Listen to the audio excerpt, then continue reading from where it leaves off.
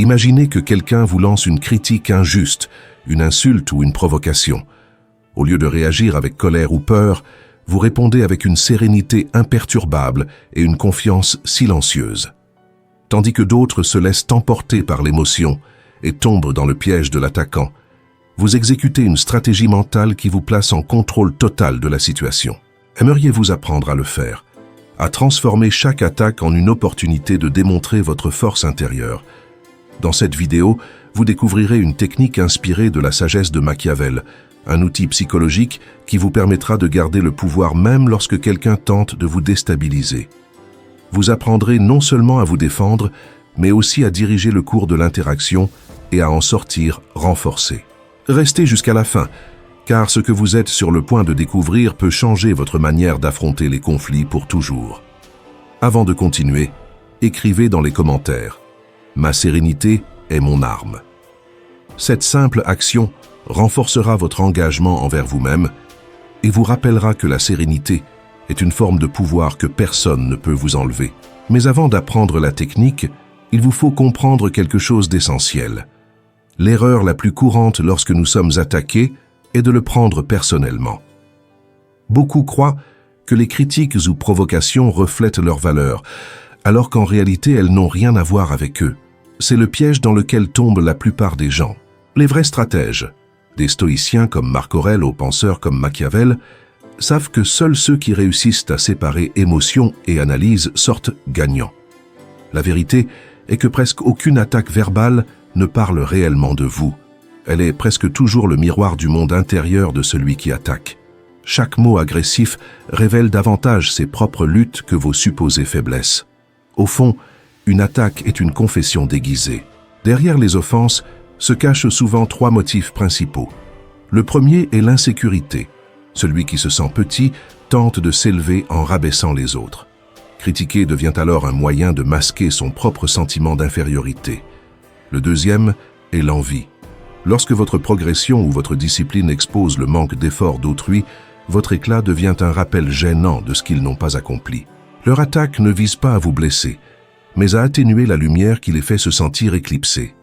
Le troisième motif est le besoin de contrôle, une illusion que nous explorerons ensuite. Car beaucoup de personnes attaquent non pas pour nuire, mais pour retrouver la sensation de domination qu'elles croient avoir perdue. Avez-vous remarqué que certaines personnes ne se sentent en sécurité que lorsqu'elles contrôlent l'histoire et les émotions des autres? Pour elles, provoquer est un outil. Elles cherchent à vous perturber, à vous sortir de vos gonds et à vous forcer à agir de manière prévisible. Si elles réussissent à vous faire réagir avec colère ou tristesse, elles confirment qu'elles ont de l'influence sur vous. Lorsqu'on comprend ce but, l'offense cesse d'être une blessure personnelle et se transforme en information utile, un indice sur l'état intérieur de l'attaquant.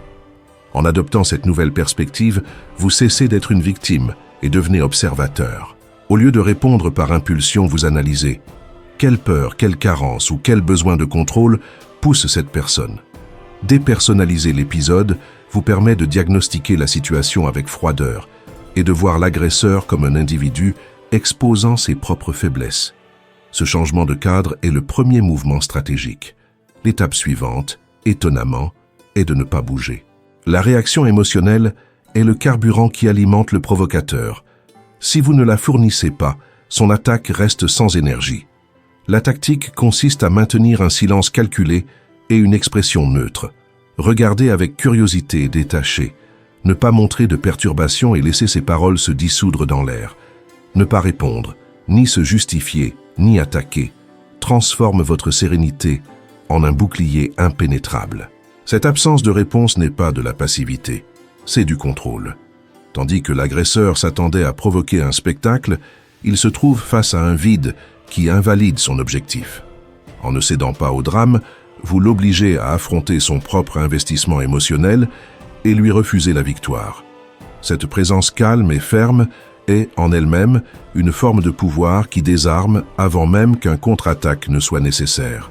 Lorsque vous parvenez à rester complètement serein face à une attaque, vous démontrez à l'agresseur que sa tentative a échoué. Dans le silence qui suit, son hostilité devient visible, gênante et déplacée. Tandis que vous restez ferme, il devient le seul à perdre le contrôle, le seul à paraître irrationnel. Sans élever la voix, vous le désarmez complètement. Tenter d'attaquer quelqu'un qui ne réagit pas, c'est comme frapper dans le vide. Il n'y a rien à toucher. Cette sérénité n'est pas une faiblesse, c'est une forme active de défense. Elle transmet un message puissant. Ta tentative de m'affecter est sans force. Elle ne mérite même pas une réaction de ma part. Rien qu'avec cette attitude, vous montrez clairement que son offense n'a pas franchi vos limites.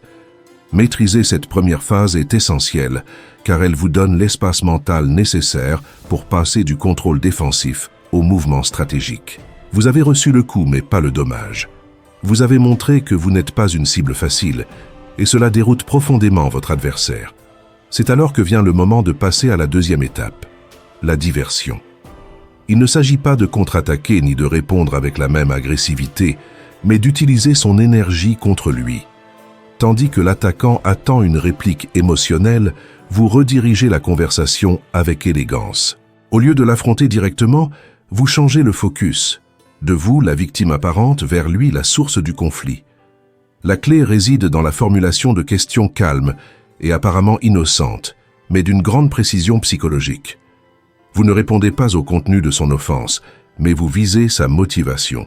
Par exemple, si quelqu'un dit avec dureté « Ce rapport est un désastre, tu ne t'es absolument pas donné de peine », la réponse faible serait de se défendre « Bien sûr que si, j'ai passé des heures dessus ». Mais le stratège reste silencieux quelques secondes, conserve son calme et demande ensuite « C'est une manière très directe de l'exprimer. Quel résultat espères-tu obtenir en le disant ainsi ?» Avec cette simple question, le focus change complètement. Vous l'obligez à regarder sa propre intention, et toute réponse le placera dans une position inconfortable. Il en va de même pour les insultes ou provocations. Si quelqu'un vous dit « Tu dois toujours tout savoir, n'est-ce pas ?» la réaction impulsive serait de se justifier. En revanche, vous gardez votre sérénité et répondez avec neutralité. « Je remarque beaucoup d'intensité dans ton commentaire, quelque chose ne va pas. » Ce changement de perspective neutralise l'attaque sans utiliser la force. Au lieu de tomber dans son jeu, vous le confrontez à son propre reflet émotionnel. Voilà l'essence du vrai contrôle psychologique, gagner sans combattre. Voulez-vous transformer chaque attaque vague en une opportunité de mettre l'agresseur en lumière plutôt que de vous sentir attaqué?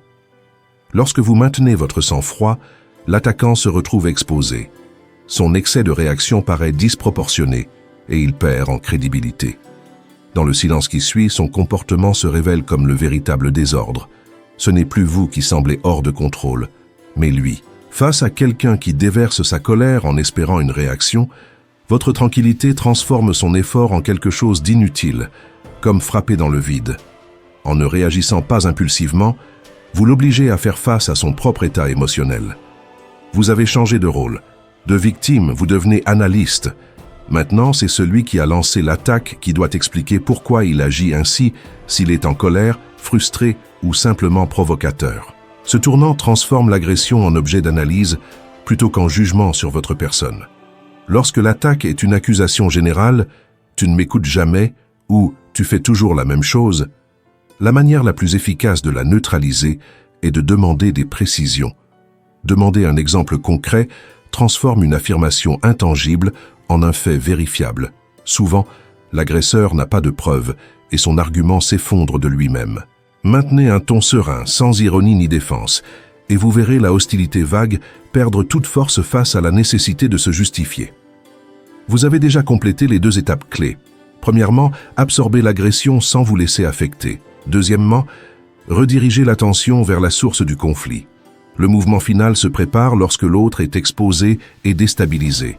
Depuis cette position de calme et de contrôle, vous pouvez décider de clore le sujet avec une observation neutre, proposer une solution concrète ou simplement vous retirer, ayant transformé une provocation en démonstration de votre maîtrise émotionnelle. Le dernier mouvement est celui qui définit la victoire, le recadrage. C'est la phase où vous prenez le contrôle total de la situation et changez complètement le sens de l'échange. Recadrer signifie nier le scénario que l'attaquant tente d'imposer, un cadre de conflit, de jugement ou de provocation, et le remplacer par votre propre cadre mental, une simple conversation, une observation sans importance, une information dépourvue de charge émotionnelle. Cette étape ne se contente pas de neutraliser l'attaque, elle démontre qu'au départ, elle n'avait aucun pouvoir réel sur vous. Ce mouvement final ne vise pas à gagner la discussion, mais à reprendre le contrôle de la narration. C'est la manière la plus élégante de montrer que c'est vous qui décidez comment se termine l'interaction et selon quelles conditions. Par exemple, après avoir détourné une critique agressive avec la question « Quel résultat espères-tu obtenir en le disant ainsi ?», l'attaquant bafouillera probablement une excuse du type « Je veux juste que le travail soit bien fait ». À ce moment-là, vous hochez la tête avec sérénité et répondez « Compris, j'apprécie le commentaire, je vais en tenir compte ». Ensuite, vous changez simplement de sujet ou reprenez ce que vous faisiez. Avec cette réponse, vous ne vous justifiez pas et ne promettez pas de changer. Vous avez transformé son attaque en un simple fragment d'information, comme une notification parmi d'autres dans une journée normale. Ce qui semblait auparavant être une agression devient maintenant quelque chose d'irrelevant. Sans élever la voix, vous avez clos la conversation avec autorité. Dans un autre scénario, si quelqu'un vous lance une provocation, par exemple « Tu dois toujours tout savoir, n'est-ce pas ?» et que vous répondez calmement « Je remarque beaucoup d'intensité dans ton commentaire, quelque chose ne va pas ?» Il peut répondre froidement « Ça va, je disais juste ça. » Ici, vous appliquez le recadrage final avec un léger sourire. « D'accord, parfois j'interprète mal le ton. Comme je te disais avant, et vous continuez votre conversation. » Avec ce geste, vous avez transformé son attaque en une simple interruption sans importance. Vous avez réaffirmé votre maîtrise émotionnelle et ramené l'échange sur le terrain que vous contrôlez.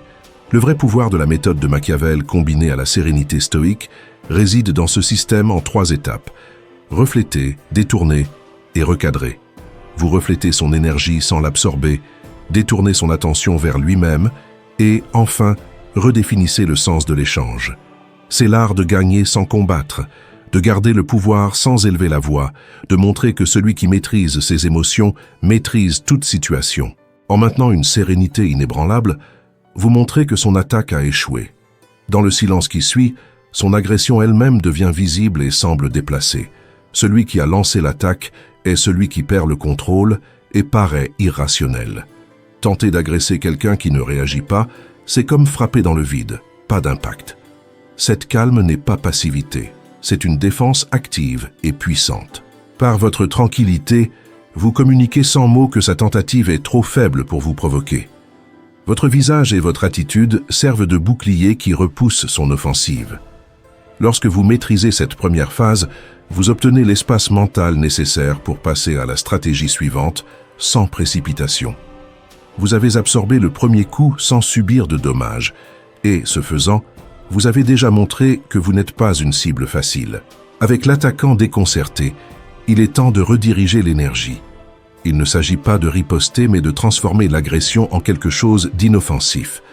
Au lieu de répondre au contenu de l'offense, vous la neutralisez avec des questions qui détournent l'attention vers son intention ou son état émotionnel. Ce geste élégant évite le face-à-face qui l'attend et le force à expliquer sa conduite. Imaginez l'exemple d'une critique sévère sur votre travail. Si vous répondez en défendant vos efforts, vous entrez dans son cadre. En revanche, une pause sereine suivie d'une question telle que « Quel objectif cherches-tu avec ce commentaire ?»